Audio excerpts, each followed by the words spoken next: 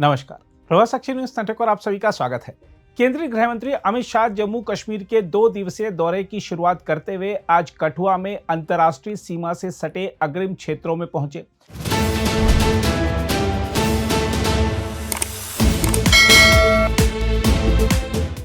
गृह मंत्री ने हीरानगर सेक्टर में गुरनाम और बोबिया सीमा चौकियों का दौरा किया और सीमा की रक्षा कर रहे सीमा सुरक्षा बल यानी बीएसएफ के जवानों से बातचीत की। कठुआ में गृह मंत्री ने बोबिया में सीमा रक्षकों के लिए 6 कल्याणकारी योजनाओं का डिजिटल तरीके से उद्घाटन किया व आधारशिला रखी। हम आपको बता दें कि अमित शाह के लगातार सीमा चौकियों के दौरे को जवानों के बीच बेहद सकारात्मक माना जा रहा है। वह केवल सुरक्षा स्थिति की गहरी समीक्षा ही नहीं करते, बल्कि अपने सीधे संवाद से जवानों का हौसला भी बढ़ाते हैं। उनके ऐसे दौरे यह संदेश देते हैं कि देश की सुरक्षा में लगे हर जवान के साथ सरकार मजबूती से खड़ी है और उनके कल्याण को सर्वोच्च प्राथमिकता देती है। अपने संबोधन में अमित शाह ने खुद भी यह कहा कि वह जवानों से बहुत कुछ प्रेरणा लेकर जाते हैं। मैं जब भी बीएसएफ की चौकी पर जाता हूं, बॉर्डर पर जाता हूं, चाहे कच्छ का रेगिस्तान हो, चाहे राजस्थान का रेगिस्तान हो, चाहे जम्मू कश्मीर का क्षेत्र हो, हमेशा आप सभी से कर्तव्य बोध और कर्तव्य निर्वहन दोनों गुणों को सीख कर वापिस जाता हूं कि अपने मन के अंदर लगन के साथ कर्तव्य का निर्वहन कैसे करते हैं। इसका सबसे उत्कृष्ट उदाहरण सभी सेवाओं में अगर कोई है तो बीएसएफ के मेरे जवान हैं जो सीमा पर लगे रहते हैं। और ये भाव 60 साल के आपके पराक्रम युक्त इतिहास के कारण देश भर के जनता के अंदर भी आप सृजित कर पाए हैं। शायद आपका इतना संपर्क नहीं आता होगा, परंतु आज जब मैं बोबिया चौकी कठुआ पर आया हूं और कुछ सोशल मीडिया में मैं पोस्ट करूंगा, इसके नीचे की कमेंट्स आप जरूर पढ़ना। इसके नीचे की कमेंट देश के गृह मंत्री के लिए एक भी नहीं होती है, सारे के सारी कमेंट्स मेरे सीमा प्रहरियों के लिए होती है, इनकी बहादुरी और त्याग तपस्या के लिए होती है। ये बहुत बड़ी बात है। बीएसएफ ने 6 दशक में 1 महावीर चक्र, 2 कीर्ति चक्र, 15 वीर चक्र, 13 शौर्य चक्र और अनेक प्रशासनिक सम्मान प्राप्त किए हैं। देश की सीमाओं पर जब जब भी अतिक्रमण का भय आया, घुसपैठ का भय आया, बीएसएफ एक अभेद दीवार बनकर सटा रहा, अड़ा रहा और देश को सुरक्षित करने का काम किया है। अभी अभी ऑपरेशन सिंदूर में बीएसएफ के शौर्य और वीरता एक प्रकार से 6 दशक के इतिहास में स्वर्णिम अध्याय बनकर रहा है।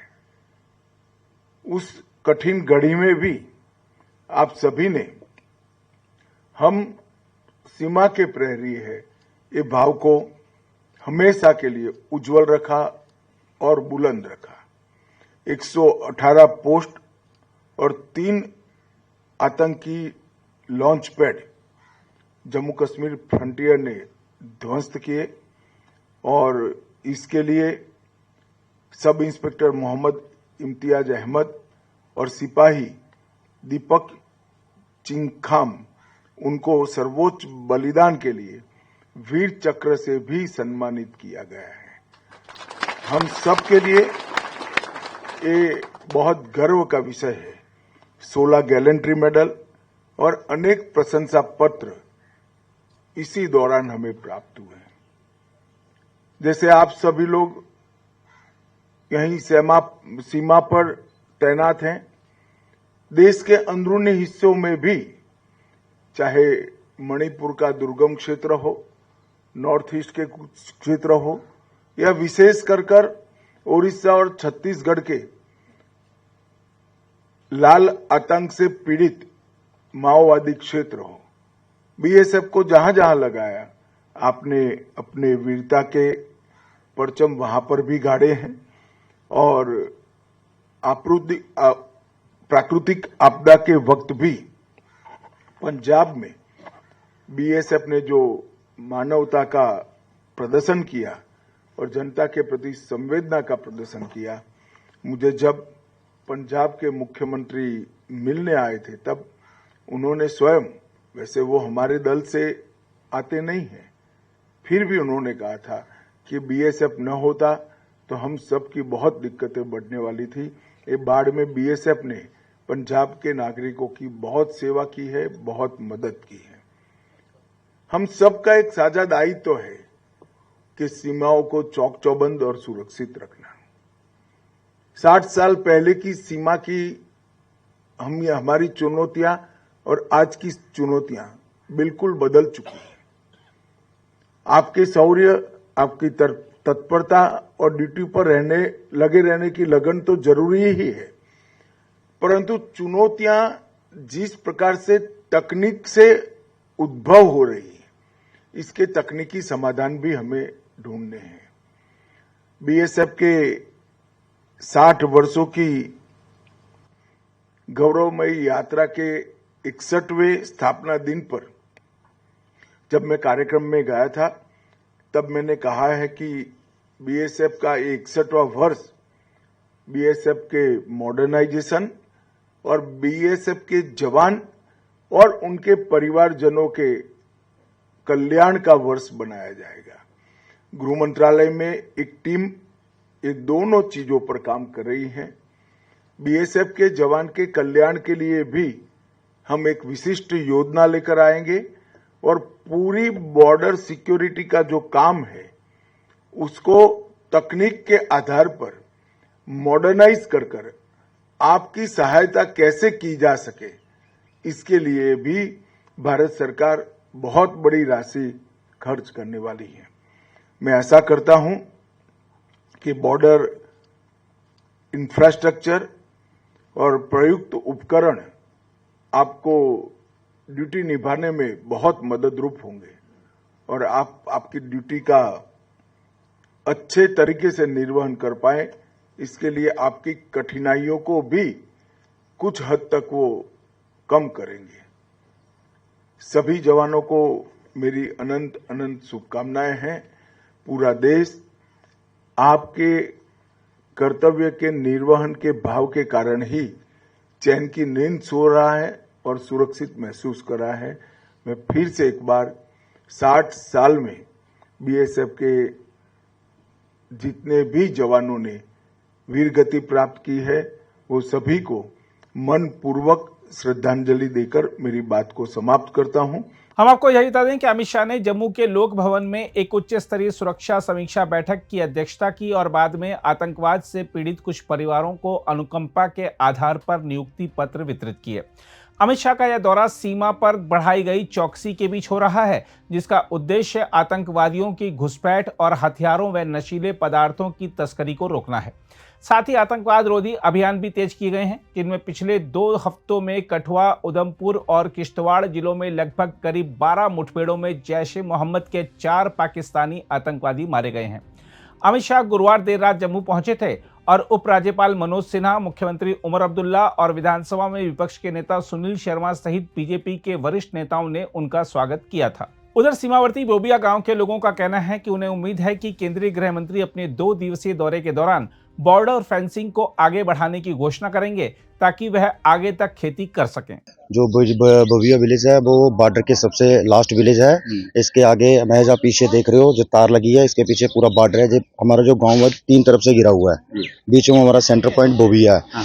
तो अमित शाह जी आ रहे हैं, अभी रिसेंटली 8 महीने पहले भी आए थे हमारे मनियारी पोस्ट पे, तो हमें तब भी बड़ा ज्यादा उम्मीद थी कि वो तार क्या थोड़ा सोचेंगे। अभी हमारे इधर आ रहे हैं तो हमसे चाहते हैं कि वो जहाँ पे अनाउंसमेंट करके जाए, पहाड़पुर से लेके अखनूर तक जितना भी हमारा इंटरनेशनल बॉर्डर है जहाँ पे तारबंदी हुई है, वो कम से कम जहाँ पे पीछे लगी हुई है उस वक्त क्योंकि हालात ऐसे थे, कहाँ फायरिंग हो रही थी तो तारबंदी मजबूरी के कारण लगानी पड़ी। तो अभी बिल्कुल अशांत माहौल है, पाकिस्तान चुप है, चुप करवा के रखा हुआ है। तो अभी हम चाहते हैं कि वो सारी तार 0 लाइन पे जाए ताकि जो उस पे बीच में हमारी जो जमीन पड़ती है वो सारी हम कल्टीवेट कर सकें और हमारे किसान जो है अपना रोजी रोटी कमा सकें। तो कितनी उम्मीद है बॉर्डर के लोगों में? हमने देखिए, उम्मीद- सुबह से इंतजार कर रहे देखिए, हैं। उम्मीद जब से बीजेपी गवर्नमेंट आई है तब से हमें बहुत ज्यादा है, तो उम्मीदों पे दुनिया कायम है। इस बार भी उम्मीद रखते हैं और इस बात हमें पक्का पता है शायद वो अनाउंसमेंट कर दें। अच्छा, मिसाल का 2 बार आना है पिछले 7-8 महीने में, कितनी बड़ी बात है। देखिए बॉर्डर जे के इंटरनेशनल हाँ बॉर्डर जी, हाँ जी, देखिए ये बॉर्डर की तरफ जो आ रहे हैं इसका क्या साफ साफ संदेश है कि बॉर्डर के लोगों के लिए कुछ ना कुछ सोचा जा रहा है। अभी हमारे बंकर बनाए हैं, जैसे रोडों की आप तस्वीर देख रहे हो, आज से 10 साल 15 साल पहले रोड बिल्कुल जीरो थे, अभी रोड भी डेवलपमेंट बहुत अच्छी हुई है। पूरा बॉर्डर नल लगे हैं, पानी से पूरी हुआ, बिजली का पूरा सब कुछ ठीक है। लेकिन कुछ जगह है जैसे एजुकेशन डिपार्टमेंट में देखिए आप, अभी जो हमारे स्कूल हैं इतनी सहूलियत नहीं है वहाँ पे। कुछ तो हमारे गाँव में प्राइमरी स्कूल है वो भी बंद कर दिया गया है। हाँ, तो हमारा जो हेल्थ सेंटर है वो तो है, लेकिन उसमें हम चाहते हैं कि कोई डॉक्टर अच्छा बैठे ताकि हमें हीरानगर जहाँ कठुआ में जाने की जरूरत ना पड़े। थोड़ा बहुत जहाँ पे अगर कोई अच्छा डॉक्टर बैठ जाए तो हमें आसपास के लोगों के लिए जहाँ पे ये सब कुछ हो जाए। हमें बहुत खुशी है कि आज हमारे होम मिनिस्टर साहब आ रहे हैं। मैं अपने तरफ से, अपने गांव की तरफ से उनका बड़ा शुक्रिया अदा करता हूं।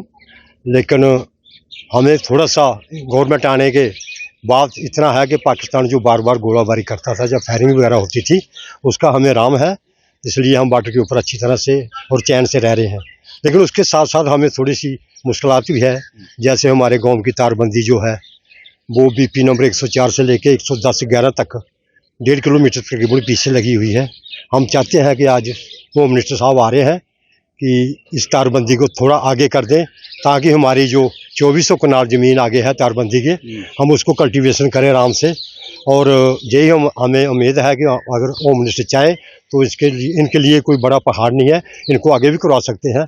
आगे करवाने से हजारों लोगों को जीव जंतु जो हमारे पशु हैं, जो हमारे लोग हैं, कई लाखों मानों का अनाज हमारा हिंदुस्तान के अंदर पैदा होगा और लोग खुशहाल होंगे। सिक्योरिटी भी अच्छी रहेगी। सिक्योरिटी भी अच्छी रहेगी, उसके साथ साथ हमारी ज़मीन भी कल्टीवेशन होगी और इलाका भी आगे का साफ हो जाएगा। तो मतलब आज काफ़ी उम्मीद है कि बहुत ज़्यादा हमें उम्मीद है कि अगर हम मिनिस्टर साहब आए हैं, कम से कम अगर बॉर्डर के ऊपर आए हैं, थोड़ा सा आगे का एरिया देख लें जो हमारा 1.5 किलोमीटर तारबंदी से पीछे है।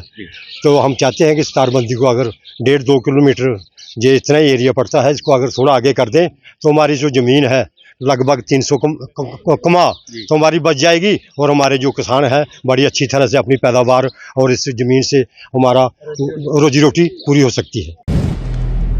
अगर आप भी लेना चाहते हैं देश दुनिया की तमाम जानकारी तो आज ही सब्सक्राइब करें हमारे चैनल को।